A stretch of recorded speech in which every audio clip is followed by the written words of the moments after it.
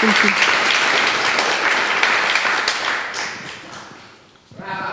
Brava. Great. And as you are here and stay here and we can still have conversations with you, I also want to point out there is her book that you wrote with a colleague, and I especially recommend, if you want to have a look at it, we have multiple copies here. The chapter 2 could be interesting, and of course the whole book. As it is about learning from each other, we still could learn from you.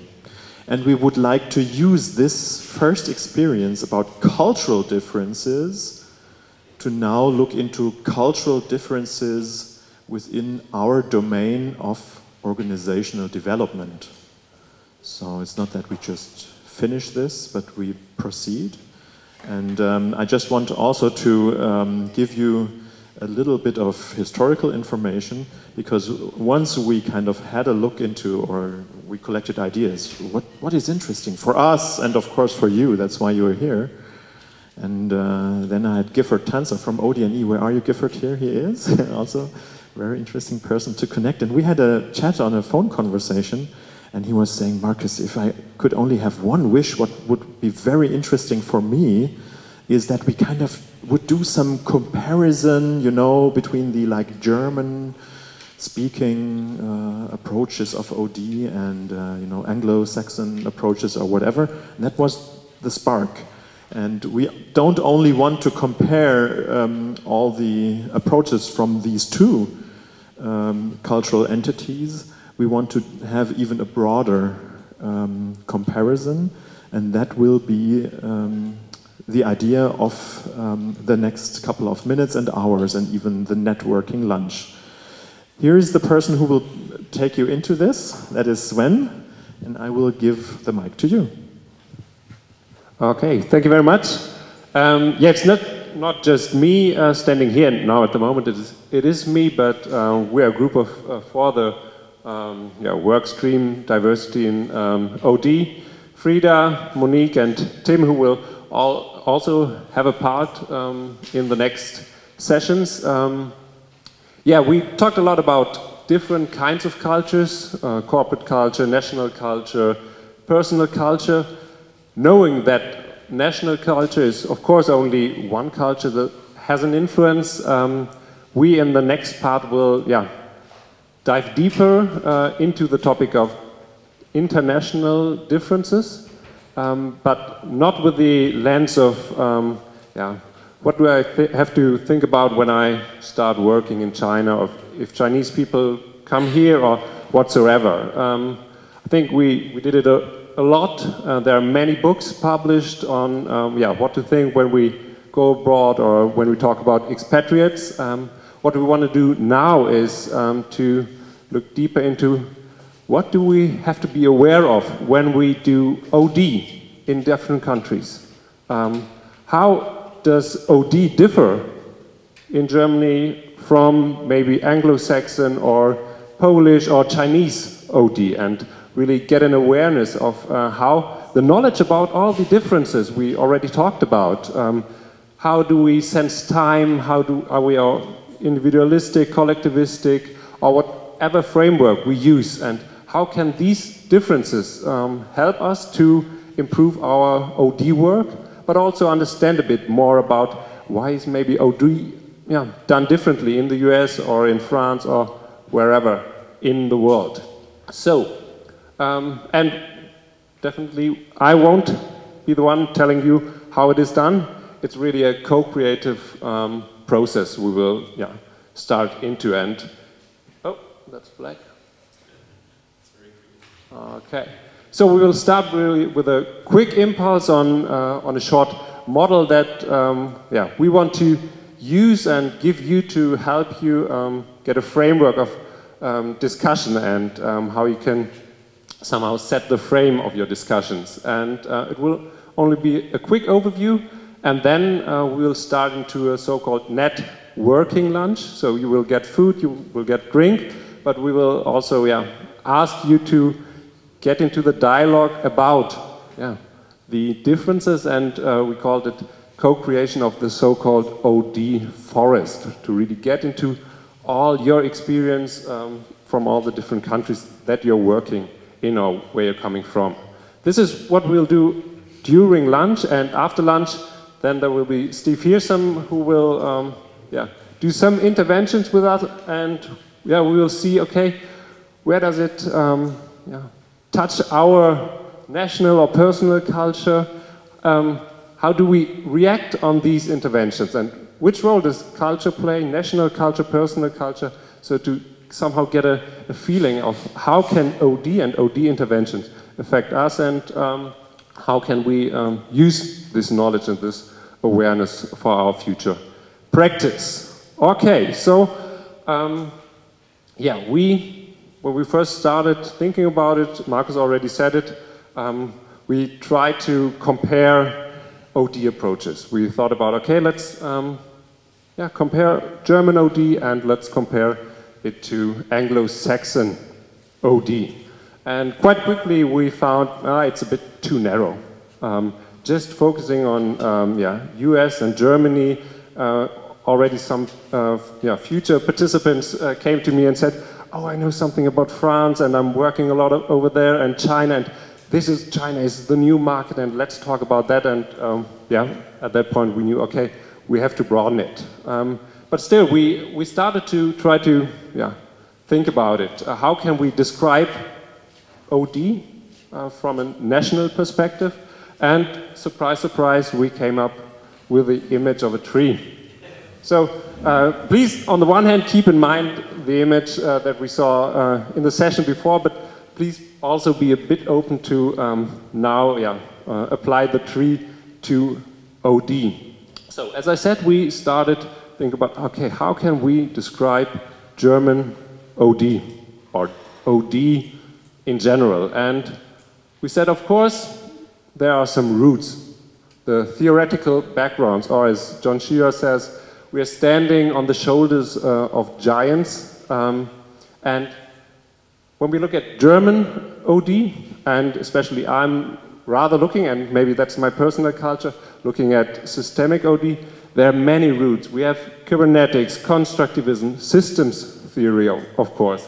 But we also have group dynamics, Gestalt, psychodrama, and many, many more.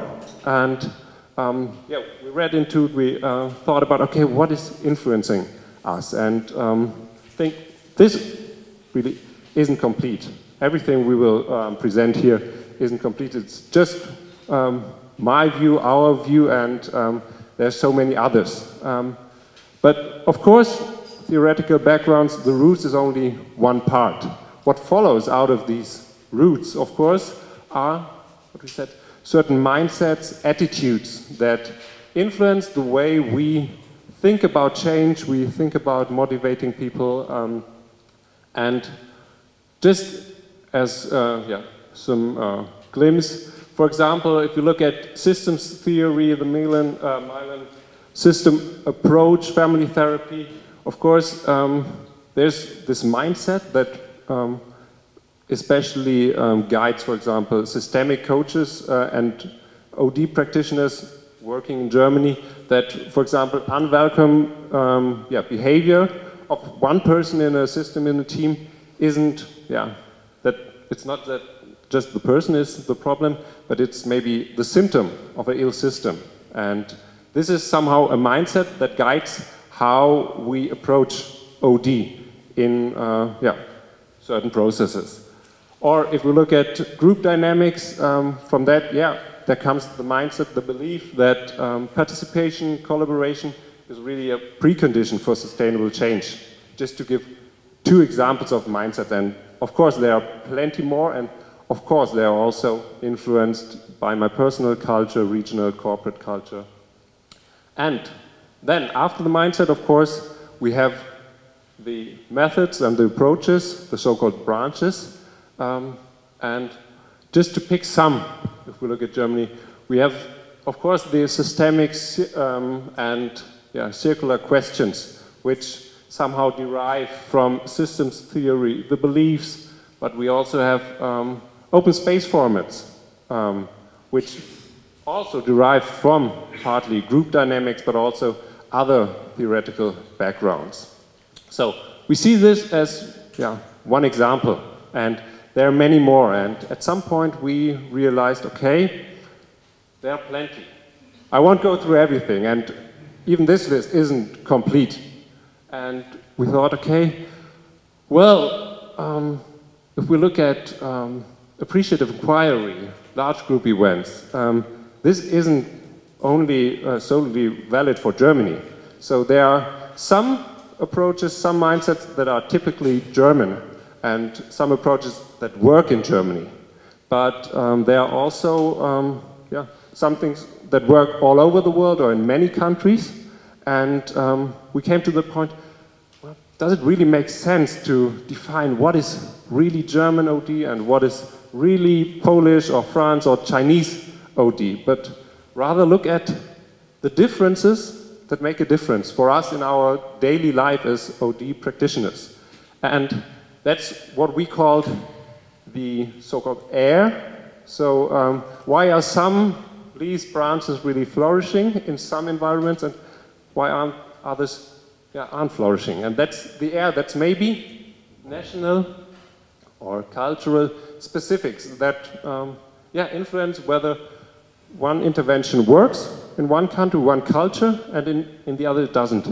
And our question, what we were really curious about, is what are these differences? And to get into dialogue with you about these differences and to create an awareness about the differences and what to be aware of when we do OD. Because most of the times, or if we start getting into the topic of intercultural, it's how do we do handshakes? I think it's important as a starter. But now maybe let's take a next step and create an awareness of how to do OD when we work in other countries. Well, knowing that we won't cover everything, but to make a starting point, start the discussion, finding out about different people who can share the learnings with you. And I also started thinking about how could I describe German culture, the German air, which influences maybe the way we do OD and why certain interventions work and certain interventions don't work. And as you know, it's always hard to describe your own culture if you don't have any categories. And we already knew some or learned some new categories about how to differentiate culture. So I talk about different lenses that help me to look at differences. And here we have 3 models that probably many of you know. It's E.T. Hall, Hofstadter, Trompenaar, differences between high and low context cultures, individualism versus collectivism, low or high power distance. And I won't get more into detail of these different models. It's just supposed to show you we have many different categorical frameworks that help us to talk about differences.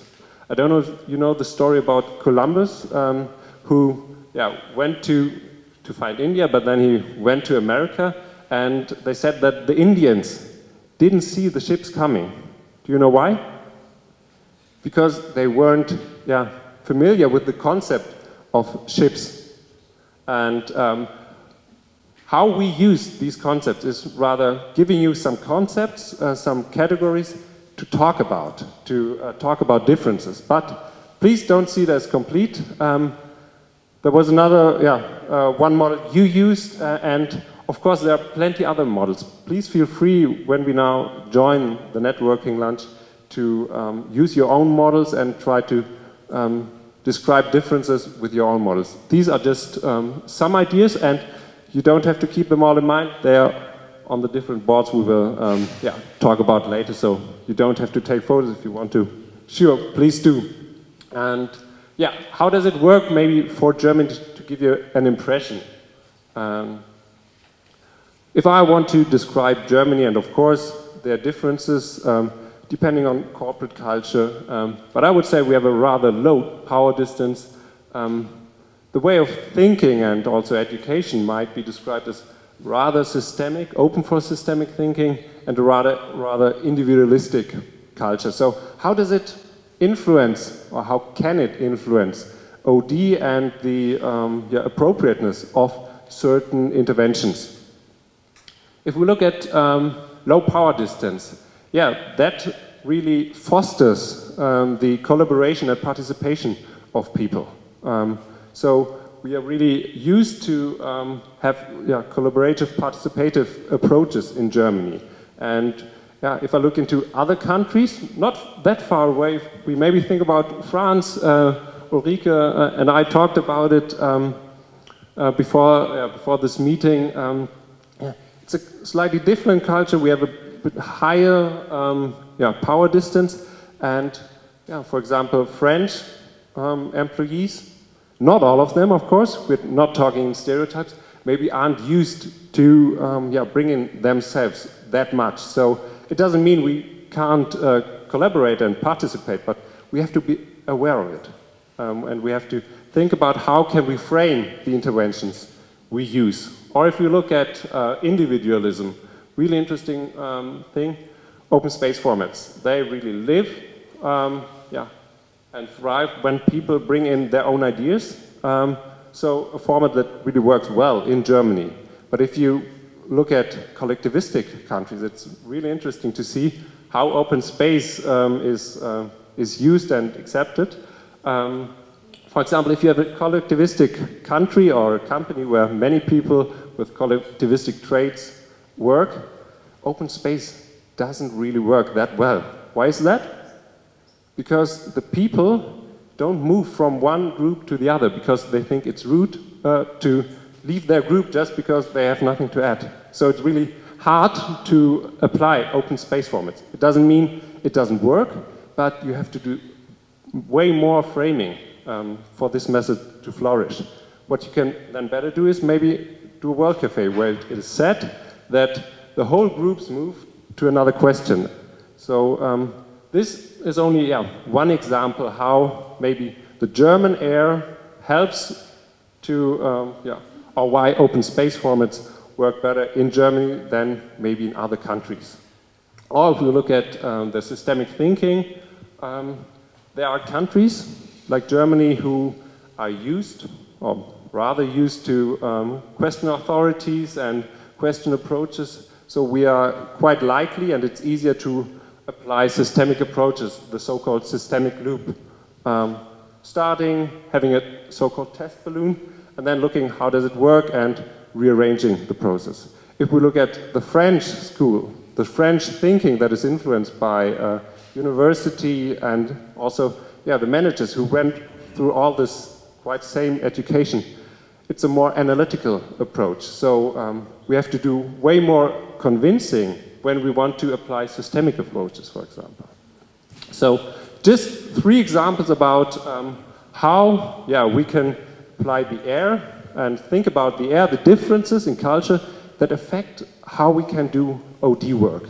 And before I talk more about my experiences and what others experienced, I think it's way more valuable to get you into dialogue, to talk about the different cultures, something to be aware of, and how this can work, and it will definitely work with fun. Will Monique now tell you.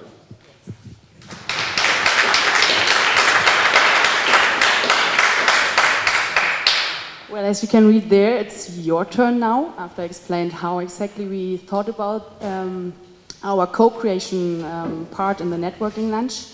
So we'd like to invite you to reflect on national specifics, such as Sven gave an example of Germany, and especially on their influence on OD approaches and interventions. And this we would like to invite you to do with our framework, with our OD tree that we kind of developed. I will show you directly.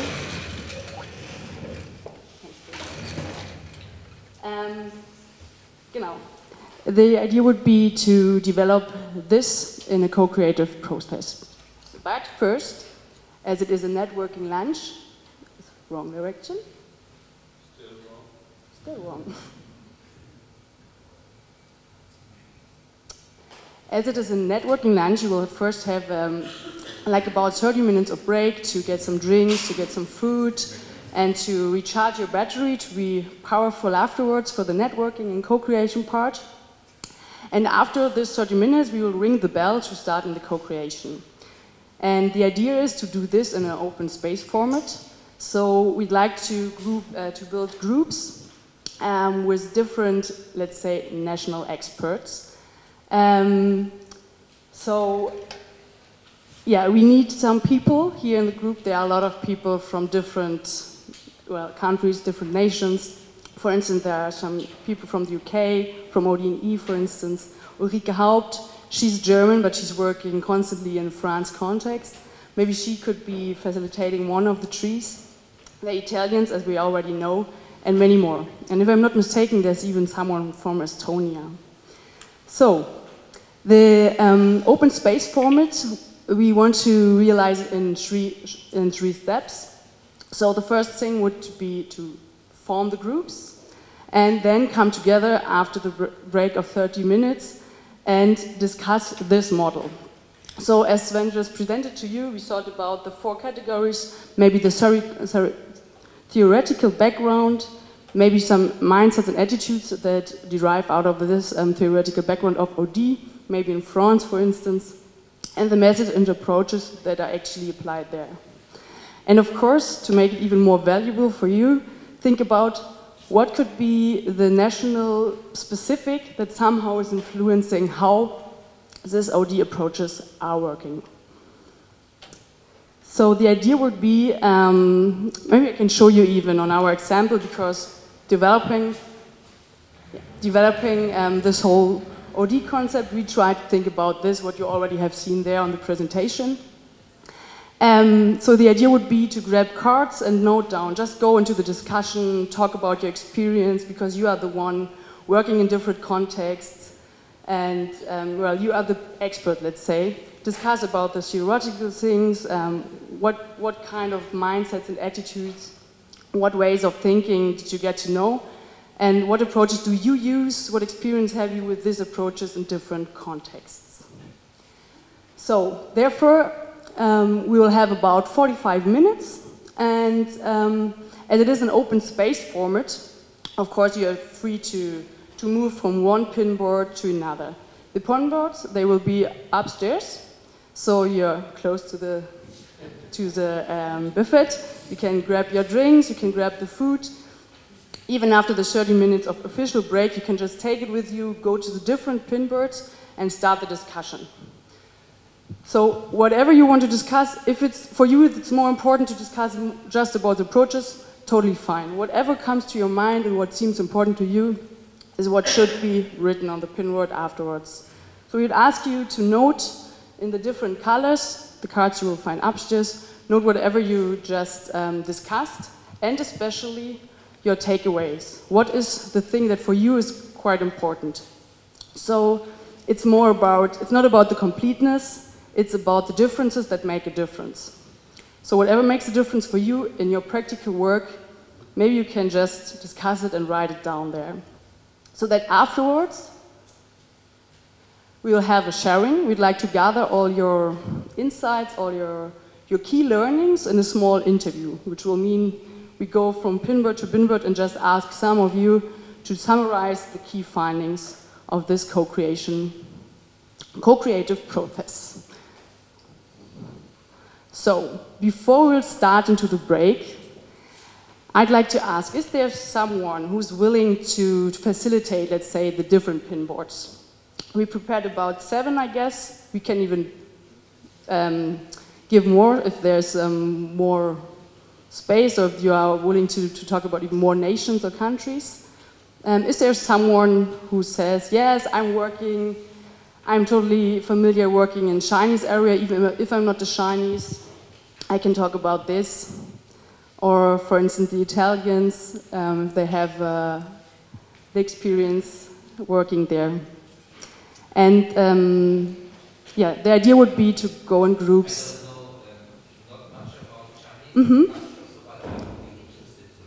Even this. Perfect. I see a raised hand. You're also the one speaking Chinese. Okay, we have a Chinese wall then. Is there something else? So sorry. A Chinese pinboard, to be more correct. I'll do a UK board. Gifford is facilitating the UK word. Perfect.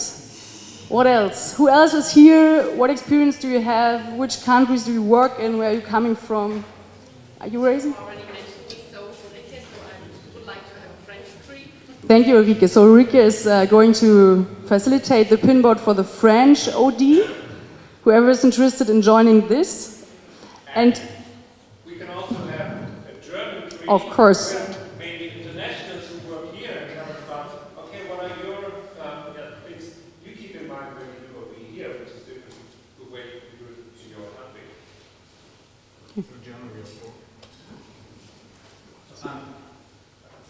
Yes? I want to step back. Actually, my narcissism would be flattered everyone talking about Italy. And at the same time, I'm happy to do it if there is somebody who is interested. Because I'm personally more interested in doing work outside Italy, and I'm doing already a lot. But if somebody is interested, I'd be delighted to have this conversation. Just let me know.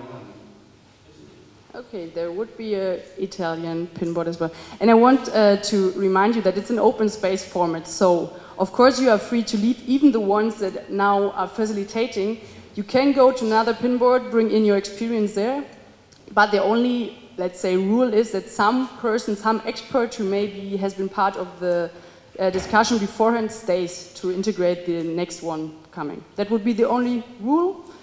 And part of this, you can just move on as free as you want.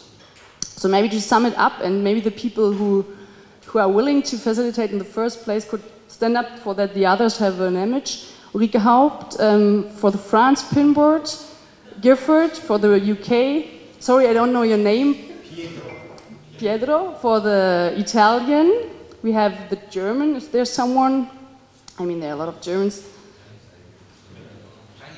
Chinese, of course, I missed the Chinese, so it's 1, 2, 3, 4 was German, with Germans 5 trees. And if you feel within the discussion, well, I also want to discuss another culture, totally fine. You will find the pinboards upstairs. And yeah, with this, we wish you, excuse me? US board. Okay, is there someone who's from the US or working constantly in the US or with... Volunteer John. John? Yes, seems really happy about it, awesome. Okay, so we also have the US, which could be quite interesting. Okay, Frida's going to facilitate the German tree. And yeah, I think it will also be quite interesting to see afterwards the comparison. So, for now, we wish you guten Appetit. And within 30 minutes, we will ring the bell and then the co-creation starts upstairs. Thank you.